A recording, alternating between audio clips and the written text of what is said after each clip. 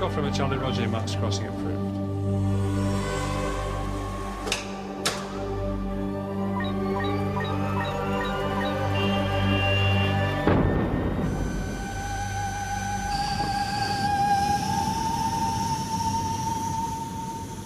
I suppose one of the secrets of success in war has always been preparedness, anticipating the threat and knowing how to react to it, and where, and when, and then doing what you had to do with surgical precision.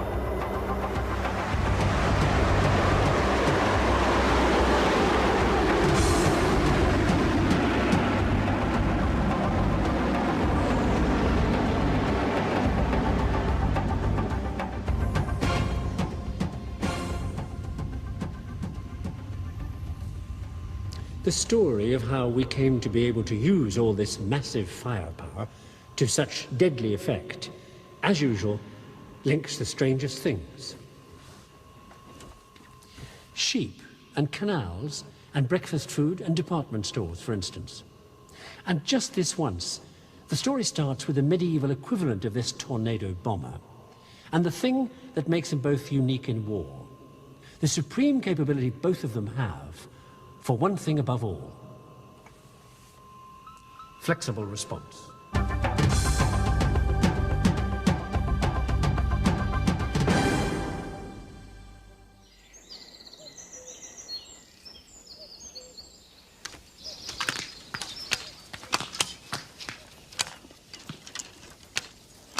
Now that's flexibility.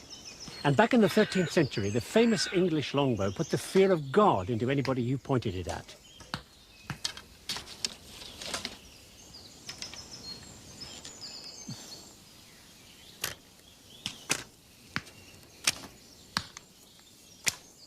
The longbow was called long because it was 6 foot long, and it was a medieval terror weapon. It could skewer a knight to his horse at 400 yards, or put an arrow through a 6-inch thick oak door.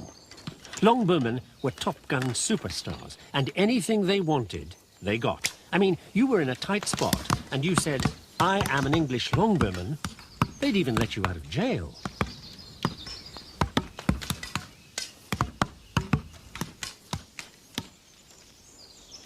Unless you were lying, which of course you were, because this wasn't English.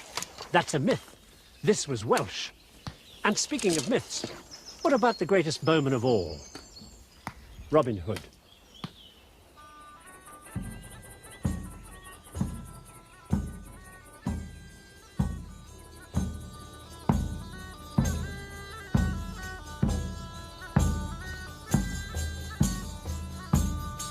In spite of the fact that Robin Hood is the stuff of song and legend, the truth is he was real. Not Hollywood real, no band of merry men, nothing to do with King Richard or the Sheriff of Nottingham or Sherwood Forest. But he was a real outlaw in Yorkshire. So, no myth. The one who was Maid Marian. She certainly never existed. Maid Marian is a character invented in 1285 by a song and dance man from Flanders called Adam de la Halle, who is down here in Italy with his boss and his boss's army, which is helping out the boss's cousin, the King of Naples. But, like all troops, the army is homesick and misses its girlfriends. So Adam raises morale with a little show all about some very slightly naughty goings-on back in Flanders and starring Maid Marian.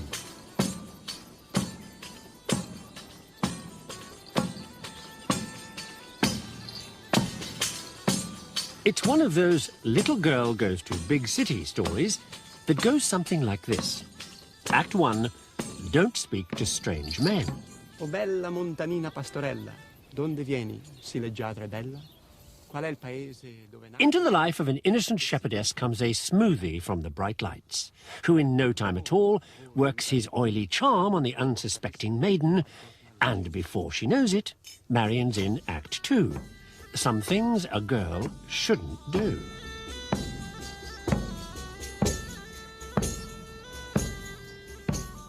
Having persuaded Marian to leave home, this devious creep inveigles her into trying a little nighttime naughtiness.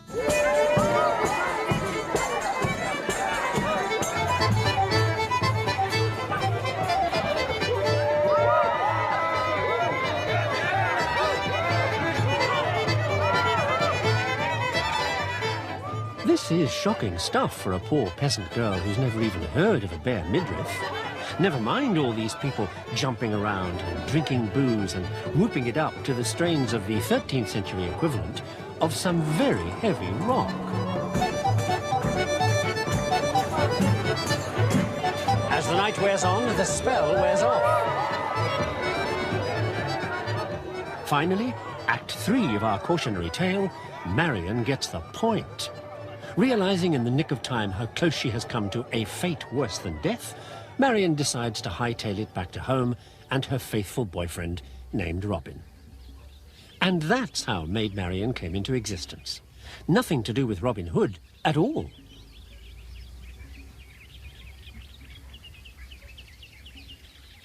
Just a soft porn burlesque with a plot really based on social problems back in Flanders between homespun villagers who raised the sheep and smooth city types who made all the profits from the wool.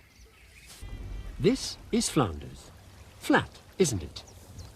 Which is why, back in the Middle Ages, this was where all the action was if you were in the business of making a bit of money. Well, look at the place. On the edge of the North Sea, rivers everywhere, so ships could get in and out easily, all the way from the Mediterranean one way to the Baltic the other. You unload their cargoes and then you ship the stuff all over Europe, which is a piece of cake because it's flat. So Flanders was flat and also rich.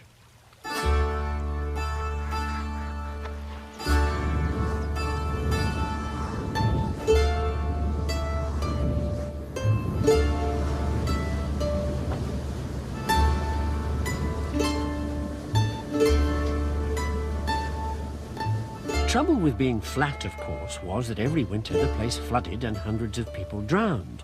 And more to the point, so did hundreds of sheep. And wool was by far the country's biggest export. Which is why Flanders was keen to become less wet, and why hydraulic engineers, like this guy, Simon Steven, got busy in the 16th century designing systems to drain the land and keep it drained with windmills.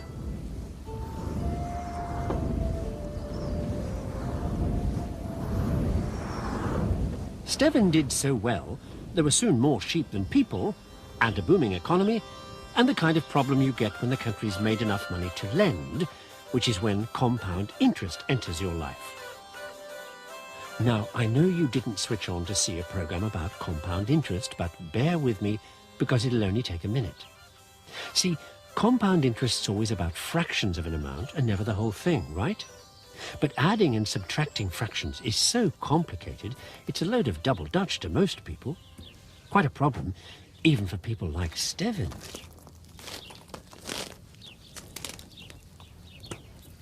So one day, he went home and solved the problem. Basically, what he did was this. See, this sum of fractions adds up to 14 and 43 thousandths. Steven changed the way you wrote fractions. So 14 and 43 thousandths became the decimal fraction 14.043. Made compound interest a snip and life easier for accountants. And changed America. Because I know it's obvious if you think about it, but when you have revolutions and set up a new country and a new government, what do you do with all the old stuff? Okay, old government you chuck out. But what, for instance, about old money?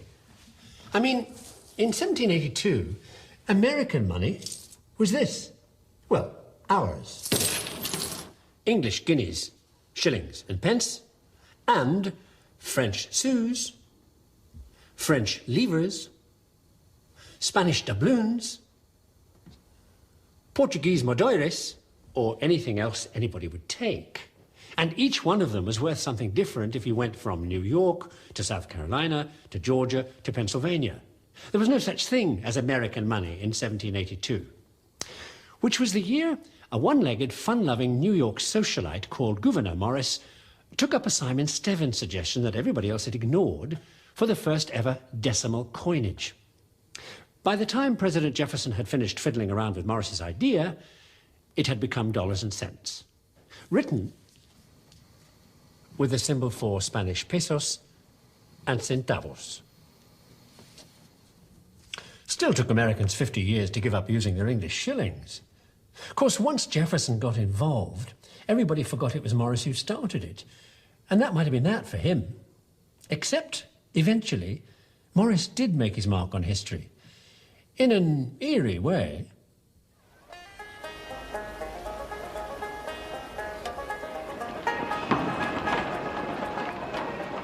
In 1825, at the grand opening ceremony, when they poured a keg of Great Lakes water into the Atlantic to symbolize the joining of the two, the Erie Canal was all thanks to Morris, who'd headed the commission to build it.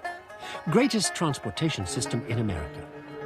Till they built this, right next to the canal, which drove it out of business because trains changed the way business was done.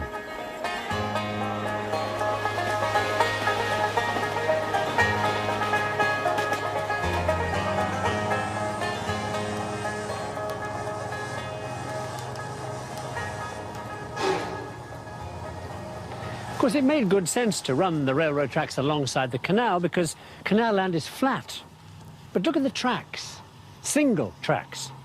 So how do you pass a train going the other way? Well, you sit in a siding till the other train comes by. How do you know it's coming? Well, that's why you sit so long. You don't. Which is why the trains back then were never on time. And then in 1851, the Erie Railroad changed the world when it got itself organized with this.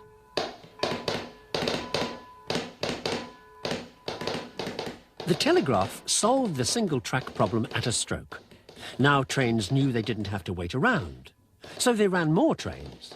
So the price of freight went down. So the American economy went up. The telegraph got the railroad people so well organized, everybody in business started copying their methods. The railroad is where all this stuff started. Waybills, line managers, departments, because running the railroads was really complicated, with hundreds of points of sale and hundreds of thousands of customers. An organizational nightmare. Which is why one of the people running the Erie, a fellow called McCallum, thank you, organized the whole thing with the first management chart. Areas of responsibility, lines of communication, data flow, personnel breakdown, all that. By the late 19th century, the railroads were running trains right up to the door of American factories to bring in fuel and raw materials and take away whatever they produced to be sold. Which left only one minor problem. Sold where? The question was, what outlet was ever going to be big enough to handle what American industry was churning out? Everything from soup to nuts. Answer, the department store. That's what. The place that changed the meaning of the word shopping. I mean, this wasn't just a place for getting everything you needed, although getting everything you needed in one place was a new idea. No, this wasn't shopping. This was an experience. It was glamour. Chandeliers, plush carpets, marble, beauty salons, day nurseries, charge accounts. This wasn't buying. This was consuming. And it was big. By 1877, the department stores were everywhere, persuading people to buy things they never knew they needed. And speaking of persuading people to buy, that was the year some people in Ravenna, Ohio started persuading consumers to eat, something that up until then only horses and poverty-stricken Scotsmen had eaten. It was a product that brought together everything happening in American industry. Railroads, management, consumerism, raw materials in one end, finished goods out the other, and one new vital ingredient, merchandise.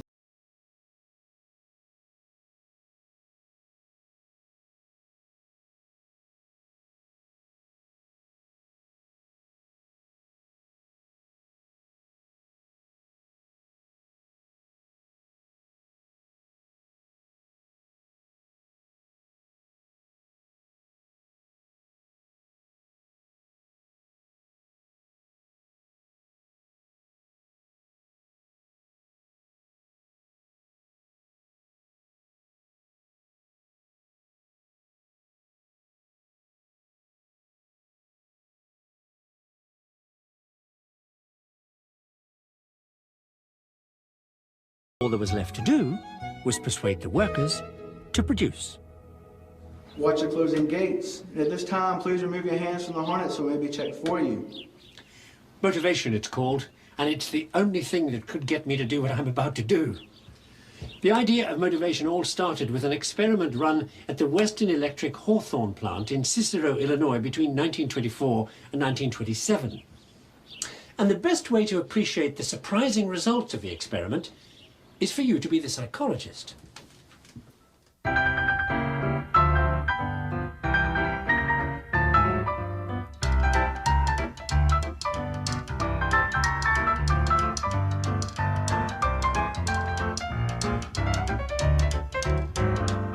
Okay, here's what you're trying to do. Find out what you have to do to get workers to produce more. So you explain carefully that you're going to try upping the light levels. Production goes up. Then you explain carefully you're going to lower the light levels. Production stays up. So you explain carefully you're going to change everything at random. The heat, the working day, the length of the lunch break, rest periods. You do that for 5 years, and production goes up again. Then you explain carefully you're going to put everything back where it was. Production stays up. Then you get the point. Explaining carefully made workers happy and more productive. Now, for some people, that fact was pretty hard to swallow. Watch the closing gate. But it was right up the street of a fellow called Cannon, who spent years looking at what happens when you get hungry. He invented the barium meal, you know, that shows up on X-rays, to look at what happens when you eat something. Discovered that the foods moved along inside your stomach by a series of waves, and that the waves and a dry mouth are the sign that you're hungry. And then he discovered that when you get excited or scared, as I'm about to, the stomach waves stop. And a lot more happens. Sit back and relax. And work down the speed of the brake on the tail.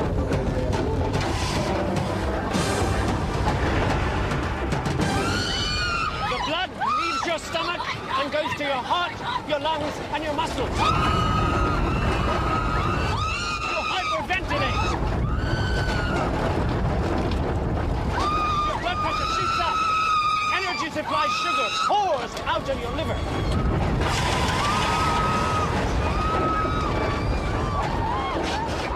Cannon realized that those were just the things your body needed when it was under extreme stress, like I am now, so that you could be ready to handle anything.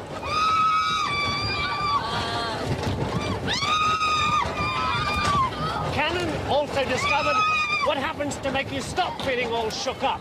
The way, after moments of extreme stress, like we're going through now, the body uses feedback to check if the environment is still dangerous. And if it isn't, pumps out the necessary chemicals to bring all the levels back to normal. And you know what? Cannon was right. I can feel it happening.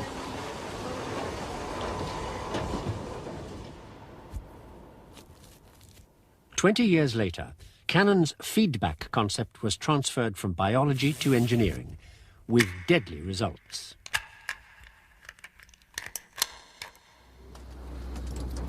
In the 1940s, feedback went into machines with the first early forms of automation in artillery that used feedback from radar data to track the targets.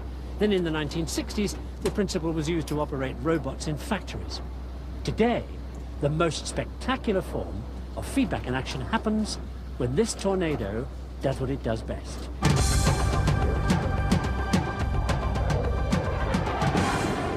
It's feedback from the aircraft's altimeter to the onboard computer that lets the pilot concentrate on the mission while the plane flies itself just above the ground.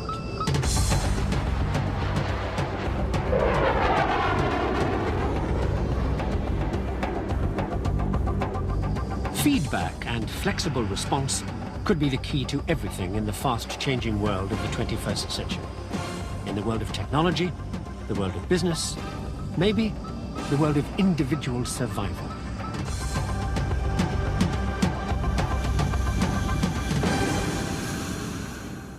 And most particularly In the post-Cold War political world of constantly shifting allegiances and threats and saber-rattling, perhaps none of it holds together for long enough for ceasefires or negotiations or peace plans without the aid of one special kind of flexible response.